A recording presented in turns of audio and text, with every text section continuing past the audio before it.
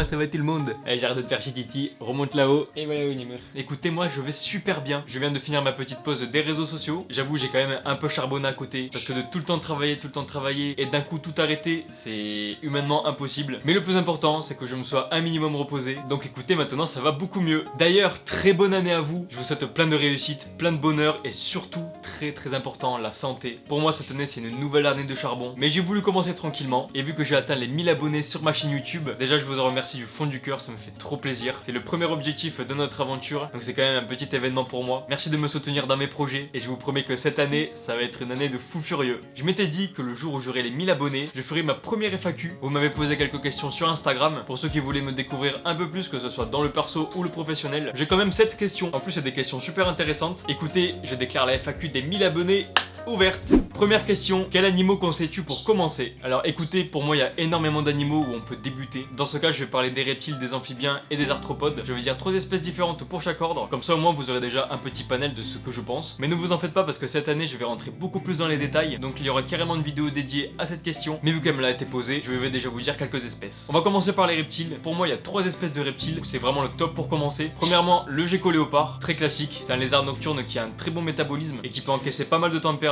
qu'il soit plus fraîche ou plus chaude. Bon, je dis ça, mais bien évidemment, il faut doser quand même. Ça vit très longtemps, c'est super mignon. Et franchement, en termes d'aménagement, on peut faire des super terrariums désertiques, que ce soit naturel ou beaucoup plus simpliste. Deuxième reptile, le gecko à crête. Cette espèce a les mêmes mœurs que le gecko léopard, donc il est nocturne. Pour le coup, c'est une espèce tropicale vu qu'il vit en Nouvelle-Calédonie. Et c'est aussi un lézard arboricole, donc il faudra un terrarium plus haut que plus large. Pareil, c'est vraiment pas compliqué à élever. Quand on s'informe un minimum, ce qui est très important quand on va acheter un animal, on voit vraiment qu'il n'y a aucune difficulté d'élevage. Et en plus, le truc qui est marrant, c'est qu'il mange de la compote. Donc il y a vraiment pas mal de choses à faire avec cette espèce. Et en plus, regardez-moi cette petite tête, c'est vraiment trop mignon. Troisième reptile, le serpent des blés. Ce serpent, c'est une couleuvre américaine qui adulte ne fait pas une taille astronomique. Adulte, ça fait à peu près 1 mètre. C'est un serpent qui est vraiment pas compliqué à nourrir, parce que je sais qu'il y a des espèces qui sont beaucoup plus difficiles à nourrir en captivité. Mais ce serpent, aucun problème. Une souris tous les 2 à 3 semaines, c'est parfait. C'est pas un serpent très agressif. Et au pire, si on se fait mordre, ça a des toutes petites dents comme ça va pas faire grand chose. Et pour le terrarium, pareil. Niveau température, il peut supporter pas mal de fraîcheur et de chaud. Il lui faut plein de cachettes et un super bon substrat. Ensuite, pour les amphibiens, je vais parler à titre personnel, parce que avant d'avoir mon premier reptile qui est Sune, ma gecko léopard, j'avais eu une petite Elacinerea, donc une rainette verte américaine, et des rainettes aux yeux rouges. J'ai trouvé ces espèces super cool à élever, et franchement c'était vraiment pas compliqué. Donc pour le premier amphibien, je vais dire que la rainette aux yeux rouges c'est un super candidat. Bon, encore une fois c'est nocturne, donc vous la verrez pas beaucoup la journée, mais c'est quand même une espèce hallucinante, juste par ses couleurs, c'est magnifique. Quand tu les montres à ta famille ou à tes potes, ils sont là, mais c'est quoi ce truc de fou? C'est pas compliqué à nourrir non plus. Il faut juste un bon taux d'humidité et une température assez chaude vu que c'est une rainette d'Amérique du Sud, un terrarium en hauteur, et puis vous êtes paré pour avoir des rainettes aux yeux rouges. Pour le deuxième amphibien, on va parler des dendrobates, et pour moi les dendrobates Leucomla ce sont super cool pour débuter. Déjà comme les rainettes aux yeux rouges, ce sont de super belles grenouilles. Celles-ci pour le coup elles sont diurnes, donc elles vivent la journée, et quand on a plusieurs dans un beau terrarium tropical, eh ben ça fait une super animation dans le salon ou dans une pièce reptile. Ça n'a aucun problème pour se nourrir. Par contre pour nous des fois c'est quand même très important de faire de l'élevage de proies, parce que les drosophiles t'en trouvent pas toujours, et il faut aussi complémenter l'alimentation par des cloportes tropicaux, des colamboles, des micro-grillons. Voilà, c'est quand même très important de diversifier les proies.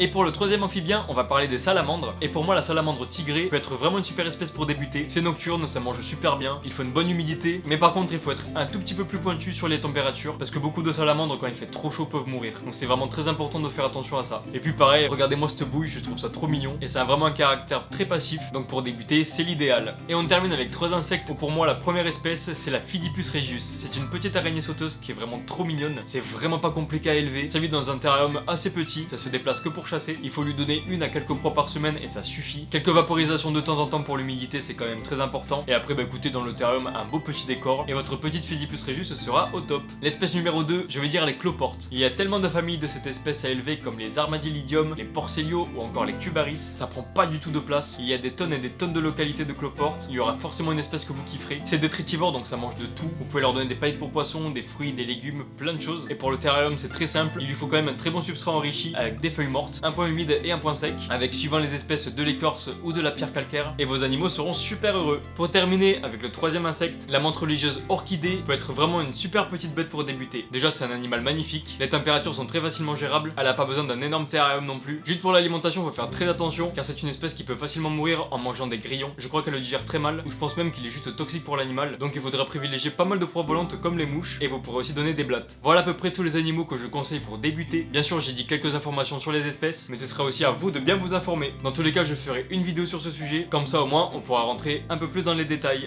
Question numéro 2, quelles sont les difficultés à prendre en compte avant de se lancer dans l'élevage de reptiles ou d'arthropodes. Alors les difficultés à prendre pour moi c'est plus des précautions parce qu'un animal c'est une grosse responsabilité, donc déjà je dirais qu'il faut très bien s'informer, il faut être sûr à 100% que vous avez envie d'avoir l'animal et du coup d'accepter toutes les contraintes à côté, parce que je vois trop de gens qui prennent des reptiles ou des amphibiens en mode oh c'est trop mignon tout ça, il achète 25 € je sais pas où et après c'est les balances dans la nature parce qu'ils pensent que c'est beaucoup mieux qu'ils soient dans la nature que dans une cage, alors que pas du tout, tout le contraire. Donc s'il vous plaît réfléchissez bien avant d'avoir un animal. Ce qu'on pourrait prendre en compte aussi c'est le budget, parce que c'est une passion qui coûte beaucoup d'argent, ça faut le savoir, faut acheter le terra, le décor, toute la partie technique, plus l'animal. Moi honnêtement à part mes terrariums d'arthropodes, tous les autres complets avec les animaux ça coûte au moins 1500 €. Je dis 1500 € mais c'est juste le prix de un terrarium tout compris, ça commence à faire très cher. Et après il faut aussi voir la facture d'électricité, par exemple si vous avez beaucoup d'espèces désertiques, il faudra beaucoup de points chauds ou de lampes chauffantes et je vous assure que ça monte très vite. Donc on a dit de bien réfléchir avant de prendre un animal, bien réfléchir au budget, et pour un troisième point je vais dire qu'il faut réfléchir à la place que vous avez chez vous. Cette passion peut prendre énormément de place si vous voulez commencer à avoir pas mal d'animaux. Après ça dépend les espèces, il y a des espèces qui n'ont pas besoin de beaucoup d'espace, comme des petits insectes, mais si vous commencez à rentrer par exemple dans du varan, et ben il faudra acquérir un très grand terrarium. Dans la pièce on parle de place mais il faut aussi parler des températures. Ici il fait assez chaud toute l'année, ce n'est pas un problème, mais par exemple si vous voulez un terrarium de 1 mètre par 1 mètre et que vous voulez le mettre dans le salon, si vous avez la place tant mieux, mais il faut aussi réfléchir à par exemple est-ce que les températures seront bonnes. Même si vous rajoutez un point chaud dans le terrarium, si dans votre pièce toute l'année il fait 17 ou 18, je pense que vous aurez plus de mal à acquérir par exemple une espèce tropicale ou désertique. Voilà, je pense que c'est trois choses qu'il faut vraiment prendre en compte avant de pouvoir se lancer dans la terrariophilie. Question numéro 3, à quand un terrarium avec un serpent? Alors ça c'est une très bonne question, parce que comme vous les avez pu le voir dans mon contenu, j'aime tous les reptiles, tous les amphibiens, mais je suis quand même plus branché lézard et amphibien. J'ai un gecko léopard, j'ai un caméléon casqué du Yémen, je vais recevoir une nouvelle espèce de gecko, j'ai une espèce de dendrobate, et j'ai plein de projets en tête sur de l'amphibien, donc je n'ai pas de serpent, et je sais que j'en aurai un jour, ça c'est sûr et certain, mais je pense que j'aurai peut-être une ou deux espèces grand maximum, je suis pas un fada de serpent non plus, mais peut-être que d'ici l'année prochaine, j'aurai ma première espèce de serpent, en tout cas si j'ai mon appartement, parce qu'ici je prends plus personne, là j'ai plus de place. Ah quoique ici j'ai une petite place quand même, hein. À voir. Mais ouais je pense au premier serpent l'année prochaine. Je peux juste dire que je ne commencerai pas avec une couleuvre, donc si je veux toujours faire ce projet, dans tous les cas je vous tiendrai au courant. En plus les serpents je trouve que c'est super cool pour la désensibilisation, je me régale à désensibiliser des gens qui n'aiment pas les araignées, donc faire la même chose avec un serpent pour montrer aux gens que quand on connaît l'espèce, et ben il y a aucun danger. Donc d'un côté j'ai quand même très hâte d'avoir mon premier serpent. En plus si je prends celui que j'ai en tête,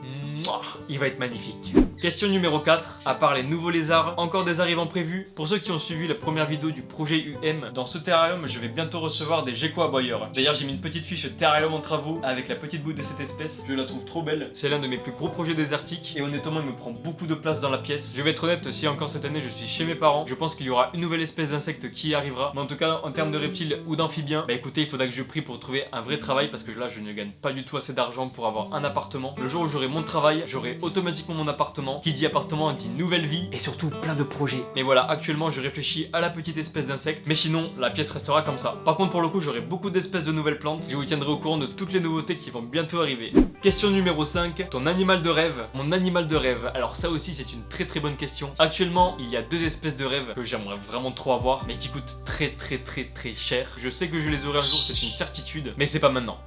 Très clairement c'est pas maintenant. Donc j'en ai deux, mais vu que tu m'as dit ton animal de rêve, et ben je vais dire le Varanus rezengeri, donc en nom français le varan jaune. Je trouve cette espèce déjà magnifique, c'est une espèce aussi très intelligente, tu peux lui apprendre à faire plein de choses, c'est super curieux et il y a plein de choses à apprendre sur cet animal. Donc ouais je dirais Varanus rezengeri, et après allez comme je suis gentil je vais dire le deuxième. Après je parle bien actuellement parce qu'il y a plein d'espèces que j'aimerais avoir, mais elles sont sur certificat de capacité. Je suis en train de monter le dossier, mais je sais pas du tout quand je vais le terminer parce que ça prend énormément de temps, donc je verrai bien quand je pourrai. Mais sinon Corallus bathesi, le boa émeraude, et ouais c'est un serpent, je trouve cette espèce magnifique. Déjà mes couleurs préférées c'est le jaune et le vert, il y en a sur le Varanus rezengeri, et le boa émeraude il a du vert, du jaune, et il a même des petits traits blancs sur tout le dos, c'est vraiment une dinguerie. Bon le prix aussi c'est une grosse dinguerie, parce que entre le Varanus rezengeri qui coûte au moins 4000 balles, et le Corallus bathesi qui coûte au moins 5000 balles, bah vous comprenez bien que pour l'instant j'ai pas du tout l'argent pour acheter des animaux pareils, mais je me le promets un jour j'aurai ces espèces. Après il y a beaucoup d'espèces de grenouilles comme des Ranitomeia, même des Philobate terribilis.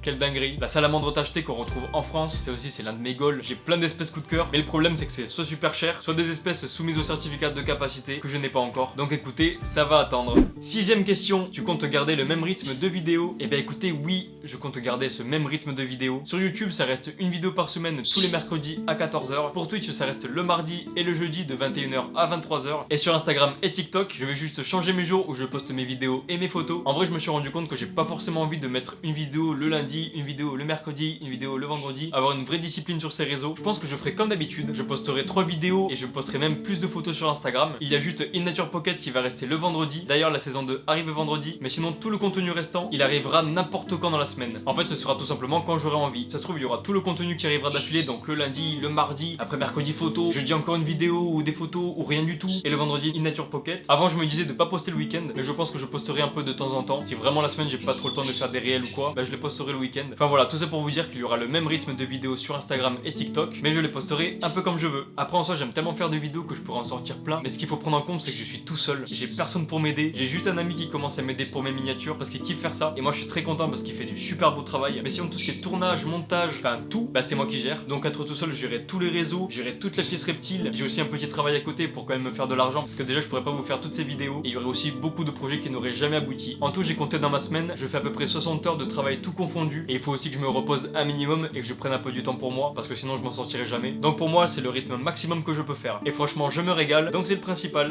7ème et dernière question, tes objectifs 2024? Très bonne question. Quels sont mes objectifs de cette année? En 2024, il y a le chiffre 4, et ce sont les 4 objectifs que je veux atteindre d'ici le mois de décembre. Déjà premièrement, on vise très haut ici, avoir les 10 000 abonnés sur YouTube, ensuite avoir mon vrai travail qui est tout simplement dans les animaux et les plantes. J'aimerais bien commencer par soigneur animalier, mais je vous jure que c'est un calvaire à trouver un zoo, personne qui prend, c'est trop compliqué. Pour l'instant je suis chez mes parents et je fais un petit travail à côté, donc je peux pas avoir d'appart, mais le jour où j'ai mon travail, j'aurai obligatoirement mon appartement. Et après, j'ai un 4ème objectif, c'est plus personnel, mais c'est d'avoir le corps que je veux. J'ai envie d'avoir un corps un minimum entraîné. À l'heure actuelle, je suis en léger sous-poids, et du coup d'ici la fin d'année, je veux prendre 10 kilos de plus, en muscle bien évidemment. Donc restez branchés, parce que dans quelques mois, je vous sortirai une vidéo sur ce sujet. Donc voilà mes 4 objectifs pour cette année 2024, les 10 000 abonnés sur YouTube, mon premier vrai travail, mon appartement, et pour finir, mon corps de rêve. Cette année, je vais beaucoup charbonner, j'ai des objectifs en tête, je vais pas les lâcher, et cette année 2024, on rentre dans l'excellence. Et voilà les amis, la première vidéo de 2024 est à présent terminée, j'espère que vous aura plu, j'espère que j'ai pu bien répondre à vos questions, ça m'a fait trop plaisir de faire cette vidéo, et je pense que je referai des FAQ de temps en temps, comme ça sera des vidéos un peu plus chill. N'oubliez pas de liker, de commenter, de partager la vidéo, et bien évidemment de vous abonner à ma chaîne YouTube, c'est grâce à ça que vous me donnez autant de force, donc c'est très important pour moi. Merci d'avoir regardé, on se retrouve très vite pour une nouvelle vidéo, salut tout le monde!